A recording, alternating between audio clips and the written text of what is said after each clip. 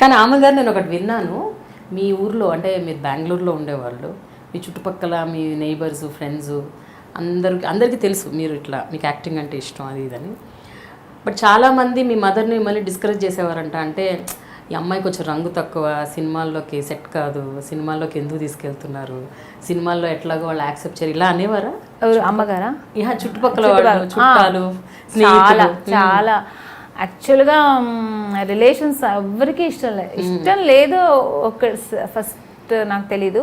Second ఏంటంటే వాళ్ళకి ఏంటి అమ్మాయి వెళ్ళి ఏం చేయబోతుంది, అదే మీరు చెప్పినట్టు రంగు తక్కువ. పైగా నేను చాలా కొంచెం బయట ఎవరితో ఎక్కువ మాట్లాడను. ఇప్పుడు మాట్లాడుతున్నాను కదా అందరితో, అలాగా ఎక్కువ మాట్లాడను. చాలా రిజర్వ్డ్గా ఉంటాను. సెలెక్టివ్గా మాట్లాడతాను. ఎవరి దగ్గర నా ఇష్టమైతే మాట్లాడతాను, లేదంటే మాట్లాడను. ఫ్రెండ్స్ కూడా నాకు సెలెక్టివ్గానే ఉంటారు, చాలా ఎవరితో పెట్టుకోను. ఇలా ఉండే అమ్మాయి సినిమాకి వెళ్ళి ఎలా చేస్తుంది, కొంచెం సిగ్గుపడుతుంది, కొంచెం ఇదిగా ఉంటుంది కదా, మీరు చెప్పినట్టు రిజర్వ్డ్గా ఉంటుంది అని అందరూ కొంచెం నన్ను డిస్కరేజ్ చేశారు. ఏంటమ్మా వెళ్ళి సినిమాలో చేరుస్తున్నా ఉంటా కదా, మీ అమ్మాయిని చేస్తుందా, చేయగలుగుతుందా అని నన్ను ఎవరిని అడగడానికి ధైర్యం లేదు. మా అమ్మని నేను చెప్తే నేను ఎలా నోస్ కట్ చేస్తాను బాగా తెలుసు అందరికి. అందుకని మా అమ్మని అడిగారు. మా అమ్మ దానికి ఇంట్రెస్ట్, చూద్దాం, ట్రై చేద్దాం, దొరకలేదంటే వచ్చేద్దాం అంతే అని మా అమ్మ ధైర్యంగా అందరికి ఆన్సర్ చేసేది. సో మిమ్మల్ని చెన్నై తీసుకెళ్ళిపోయారు మీ అమ్మ?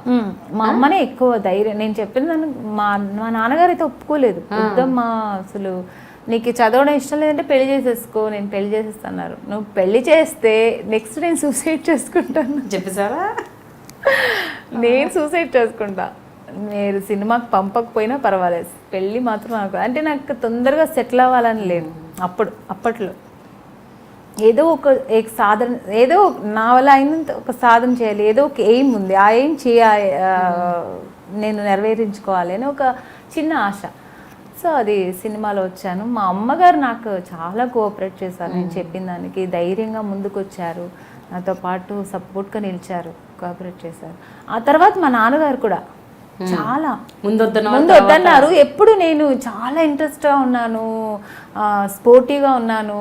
మా నాన్నగారు కూడా ఈ అమ్మాయి ఏం చేయబోతుంది అనే ఒక ఫీలింగ్ ఉంది. తర్వాత మా నాన్నగారికి అర్థమైంది, చేస్తుంది అని ఒక నమ్మకం వచ్చింది ఆయనకి.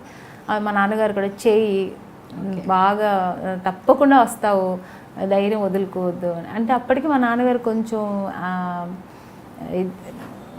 ఆరోగ్యం సరలేదు, కొంచెం అప్పటికే తక్కువైంది. అప్పుడు బాగా మా నాన్నగారు కూడా సపోర్ట్ చేశారు.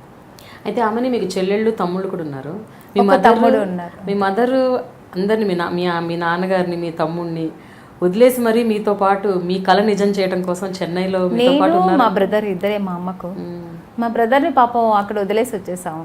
అంటే వాడు చదువుకుంటున్నాడు అప్పుడు, ఇంకా స్టడీస్లో ఉన్నాను. నేను కూడా స్టడీస్ నుంచి మధ్యలో, నేను 10th చదివాను అంతే. ఇంకా తర్వాత అదే ఫస్ట్ ఇయర్ PUC వెళ్ళాలన్నా అదే ఇంటర్ చేయాలి.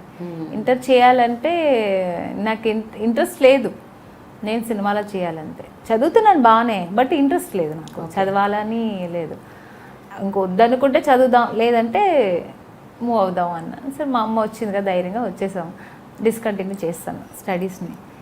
మా బ్రదరు చదువుతున్నాడు అక్కడ. సరే మా బ్రదర్ చదువు డిస్టర్బ్ అవ్వకూడదని మనం అక్కడ వదిలేసి వచ్చాం. మా రిలేషన్స్ ఇంట్లోనే వదిలేసి, మా నాన్నగారితోనే వదిలేసి వచ్చాం. తర్వాత మా నాన్నగారు కొంచెం ఆరోగ్యం సరలేదని మా రిలేషన్స్ ఇంట్లో వదిలేసి వచ్చాం. అయితే మీ పేరెంట్స్ ఇద్దరు అమ్మాయిలు దత్తత కూడా తీసుకున్నారంట కదా మీ తర్వాత? ఇద్దరు అమ్మాయిలు. కానీ ఎంత గ్రేట్ అండి. అంటే మీరు మా అమ్మ చాలా చిన్న కుటుంబం, పెద్దగా ఆర్థికంగా కూడా స్థితిమంతులు కాదు. ఎందుకంటే ఇద్దరు అమ్మాయిల్ని దత్తత తీసుకోవాలని ఎందుకు అనుకున్నారు? అది ఏమైందంటే మా అమ్మకి చాలా డబ్బు గురించి ఆలోచించారండి. ఏదైనా చేయగలుగుతాం, మనం తిన్న దాంట్లో కొంచెం పెడితే వాళ్ళు పెరుగుతారు కదా అని. అదేదో ఒక దీంట్లో వాళ్ళిద్దరు మా ఇంటికి రావాల్సి వచ్చింది. సో అది దత్తకు తీసుకుని మా అమ్మ పెంచింది. నేను పర్టికులర్గా తీసుకోలేదు, వేరే ఏదో ఒక ఏమంటారు ఒక సందర్భం, అదే మా ఇంటికి రావాల్సి వచ్చింది ఆ పిల్లలు ఇద్దరు. సో అలా తీసుకున్నాం, పెంచా. ఇద్దరు పెళ్లి చేసుకున్నారు. ఒక అమ్మాయి ఏమో అరేంజ్ మ్యారేజ్, ఒక అమ్మాయి ఏమో లవ్ మ్యారేజ్ చేసుకుని. సో ఇద్దరు హ్యాపీగా ఉన్నారు. Very good. చదివించాము బాగా, పెళ్లి చేసాం.